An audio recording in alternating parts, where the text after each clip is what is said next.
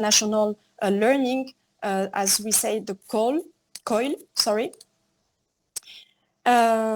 It is also about leveraging digital platforms for global research collaboration, and so on. So the integration of the digital is a very important and essential key component of a comprehensive internationalization process by the current times.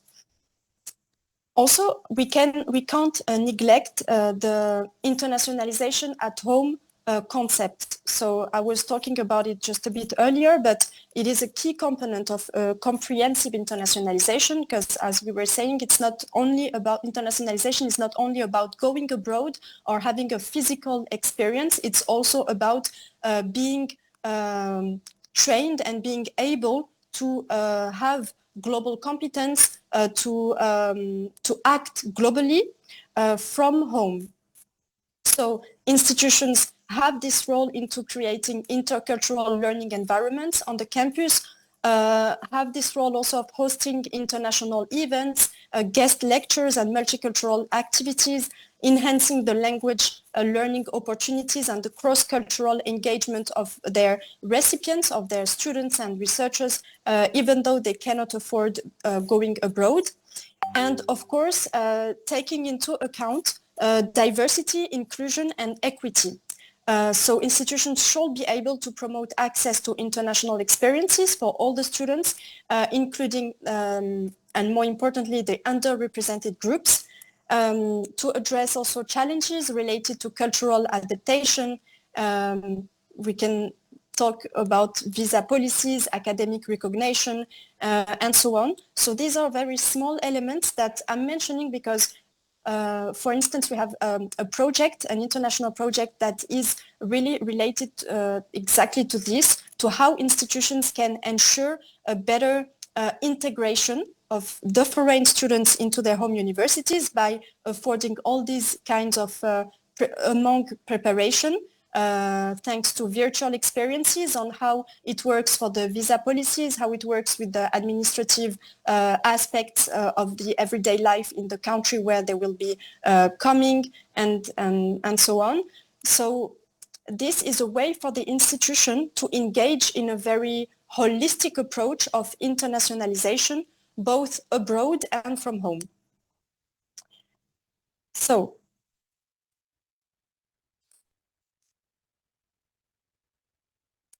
this comprehensive approach to internationalization is a way to ensure the adaptation of the institutions to the main key challenges that are affecting institutions, organizations, civilians, students, and everyone all over the world.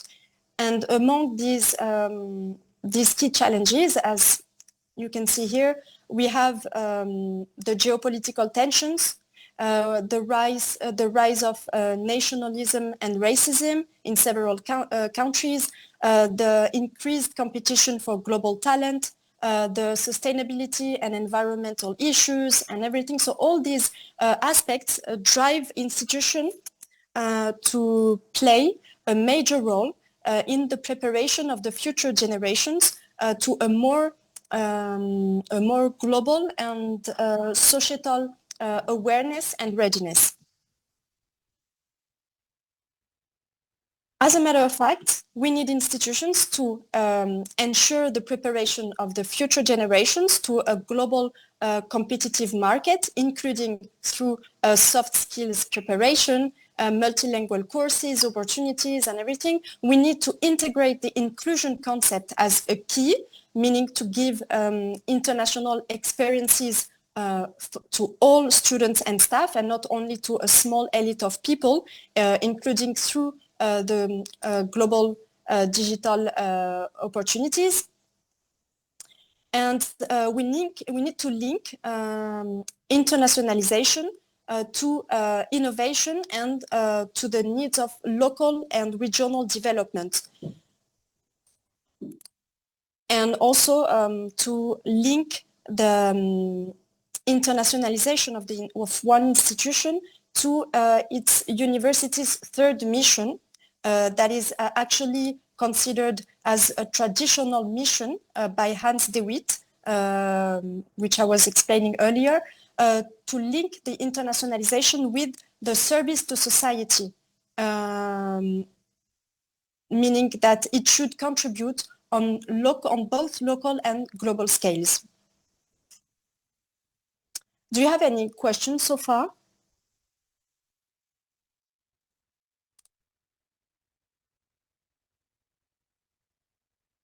No? Okay. So to jump on with the second sub part.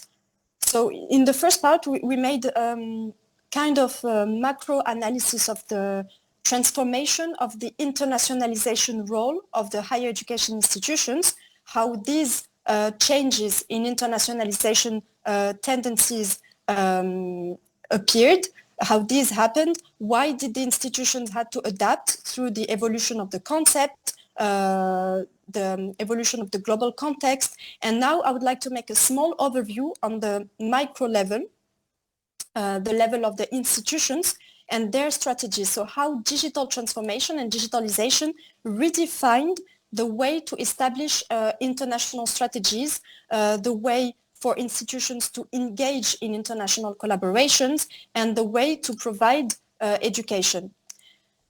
So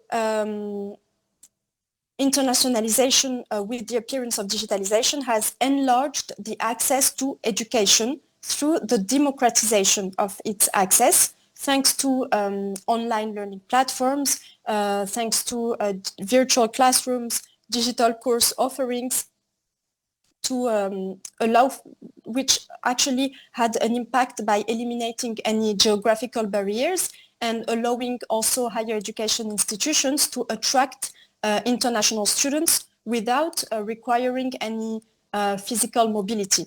So this is also a part of the inclusion ethic that an institution can allow through the democratization of access to education by the use of the digital tools. Another key transformation is the redefinition of the international partnerships, because traditionally higher education institutions relied on bilateral agreements and physical collaboration tools that have enabled multi-institutional partnerships, joint degree programs, and global research projects and everything. So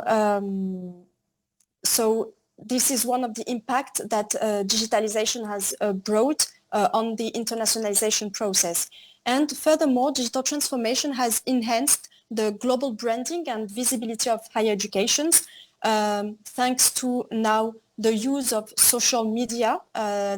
When used in a good manner, it can have an impact on the visibility of the institution worldwide, and digital marketing campaigns.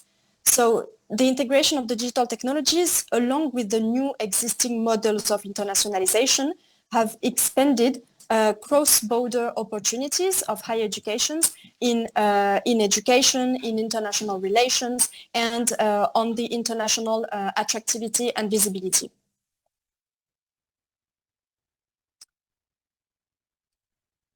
So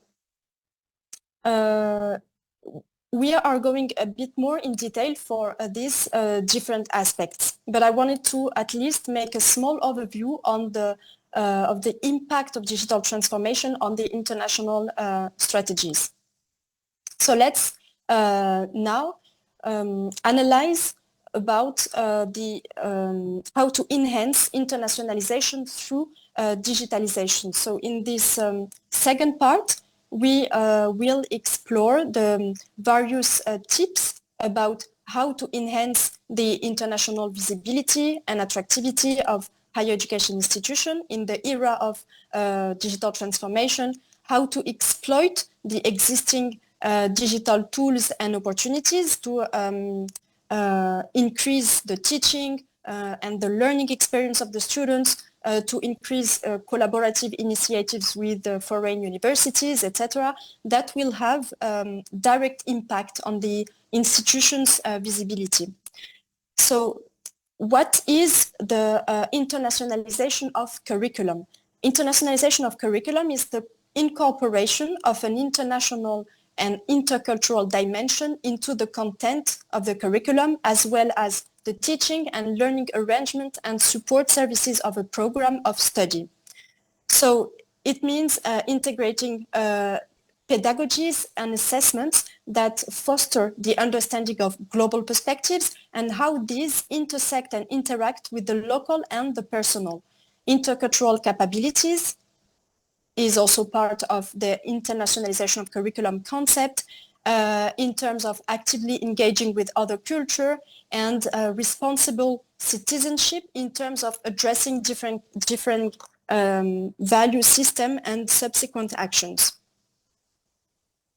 So let's go a little bit more in detail about these different elements of internationalization of curriculum. So the global content and perspective is one of the key components of internationalization of curriculum. So to have a curriculum that is global, we should incorporate global issues. So curricula should include content and addresses global challenges such as climate change, global health, human rights, international relations, and this helps students understand and engage with issues that transcend the national boundaries. We should also take into account and apply a comparative analysis. So courses should encourage students to compare and to contrast local and global context, helping them to appreciate different perspectives and cultural nuances. And also its curriculum, international curriculum is the good way to provide case studies from around the world, incorporating case studies from diverse geographical locations that can help students apply theoretical knowledge in a variety of cultural settings, cultural and economic settings. Another key component is understanding and respecting cultural differences in order to enhance the intercultural competence development. So courses should be designed to enhance the students' ability to navigate and appreciate the cultural differences. So this can involve studying in multicultural classrooms, studying cultural norms, values, and communication styles from different parts of the world. It will help students develop intercultural communication skills in communicating effectively across different cultures, which is very essential in this concept of internationalization of curriculum. And understanding how the different, what are the different contexts in the world and how they can interact. Experimental learning opportunities also is a key component to provide students with opportunities for direct interaction with people from different cultures through exchange programs, international internships, service learning projects abroad, and so on. Foreign language learning and multilingualism. Institutions should be able to afford a range of language courses that can allow the students to develop proficiency in languages other than their own. And it is crucial for global mobility and global communication of the students. Institutions can also provide language immersion programs. So it is programs that immerse the students in a language and culture, either through study abroad or intensive languages courses that can help deepen their linguistic and cultural understanding. And in some cases, offering part of the curriculum in a foreign language can also enhance the students' language skills and prepare them for international work environment. Also, when we talk about the internationalization of curriculum, we talk about collaborative and experimental learning. So you can see that all these different aspects that I was mentioning and the ones now are all interrelated. So international collaborative projects allow to encourage students to work on projects with peers from other countries, either virtually or in person, and it fosters cross-cultural teamwork and problem-solving skills. I'm thinking about COIL programs, which allow this kind of very relevant experiences for the students to engage them into discovering the other students from another country's culture, to interact with him in his language. And this is a part of what is an internationalization of curriculum. Global classrooms also. So the idea is institutions can leverage technology to connect classrooms from different parts of the world for joint lessons, for discussions, for projects that can create a more global environment and can enhance the students' experience in that. And internships and work placement abroad. So institutions should facilitate internships and work placement abroad in international settings that can give the students a practical experience in a global context. And by the way, this can enhance their employability and their understanding and readiness to a global working environment.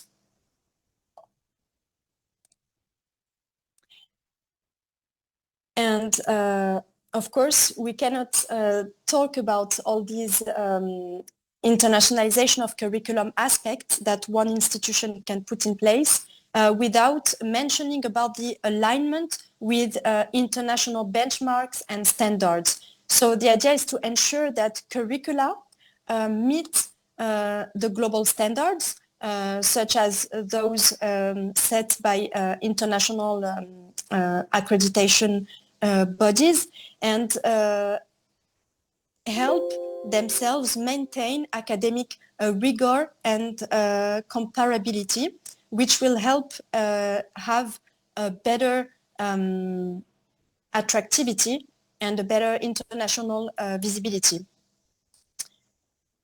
So it is also about including the internationally recognized qualifications by offering qualifications and certifications that are recognized globally. I'm talking about, for instance, dual degrees or professional accreditations like the micro certifications that can increase the value of the education that is provided within the institution. And of course, curriculum review and benchmarking. So to regularly review and benchmark the curriculum against international peers ensures that it remains relevant and competitive in a global context. So which again helps improving the attractivity of the institutions worldwide. In order to ensure a good internationalization of curriculum, we have also to think about the training of the staff, so training for faculty on internationalization. So the faculty should receive training on how to integrate international perspectives into their teaching through workshops, seminars, exposure to global best practices, and so on. And by the way, this DigitAfrica project is one good opportunity because this is what the project objective is about, meaning training and building the capacities of IT staff, academic staff, administrative staff, and ensure a way to do a cascade training that can enhance these capacities in digitalization, but here also in internationalization, increase these capacities of all the staff to contribute effectively into the digitalization process of the institution and the internationalization process. So institutions can also engage into international research collaborations. They should be ready to engage into this research collaboration, and this the training of the staff can be a way to encourage the faculties to engage in this kind of project and to bring fresh insights into the curriculum and ensure that it reflects the latest global trends. Staff exchanges and professional development abroad is one interesting way as well to prepare these, the staff into the internationalization process by providing opportunities to the staff to gain international experiences through exchanges, through professional development programs that can finally enrich their teaching and their administrative practices. Regarding the student aspect, the curriculum, international curriculum, should offer tailored support services for the students, so not only for the local students, but also for the international ones, by offering support services such as orientation programs, academic advising, language support, and do that in a way that it can help them integrate into the academic community. But cultural integration program is also one way to ensure that, because programs can promote interaction between local and international students, and that can enhance mutual understanding and build a more cohesive student body. Policies, infrastructures for inclusivity by developing policies and creating infrastructure that support the needs of the international students.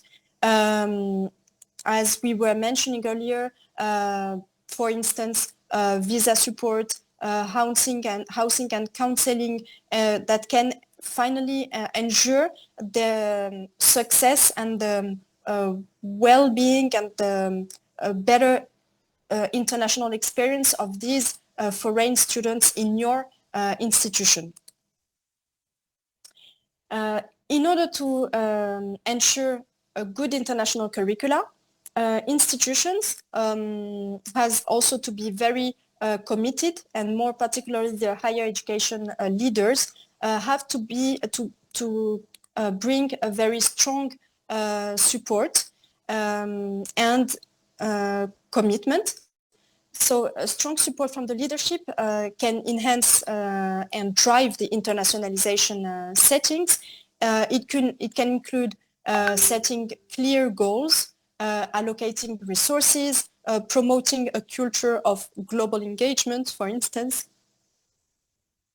And it can be also helping to build strategic partnerships with international institutions that can enhance the curriculum through, for instance, joint programs, exchange and collaborative research programs with other foreign universities, and so on. And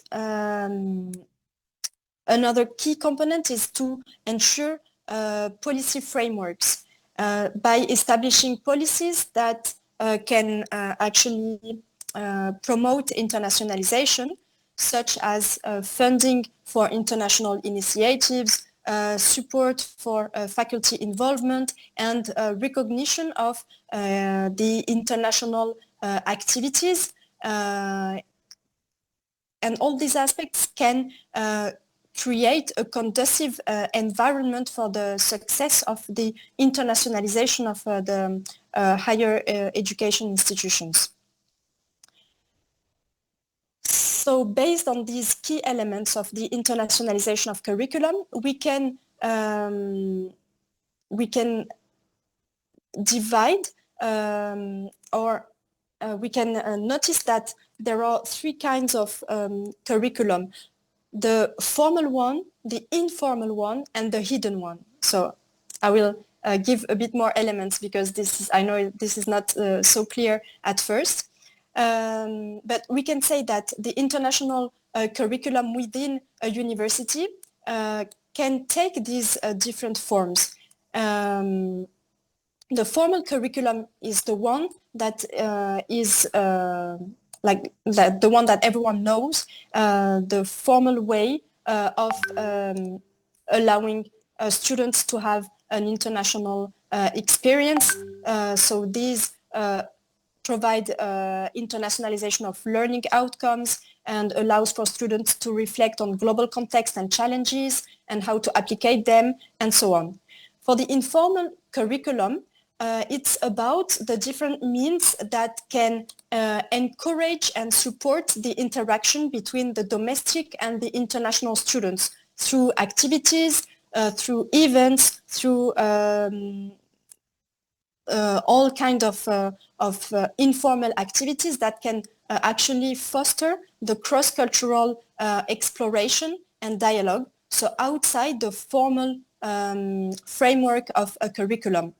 It helps, informal curriculum is also about including the intercultural perspective that can enable students to engage with the different cultures and local communities. And the hidden curriculum is everything that that takes place upstream, outside the. I mean, everything that takes place before this curriculum exists. So the different institutional strategies, the values, the behaviors of the institution, the importance it is giving on equality, on diversity, on inclusivity, the policy systems of the university, and all these facilitations and procedures that can actually have a huge impact on the way the formal curriculum will be.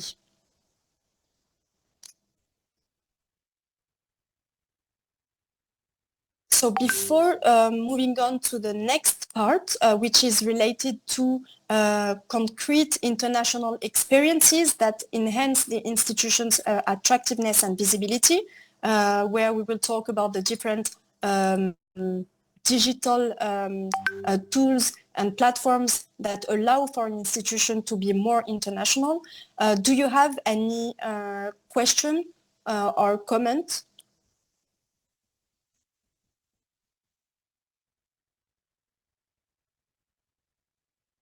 No? Okay. I propose to make a small break, just a 10 minutes break before we move on to the next part. So it is now 2 p.m. In French time. So at 2:10, so in 10 minutes we'll come back.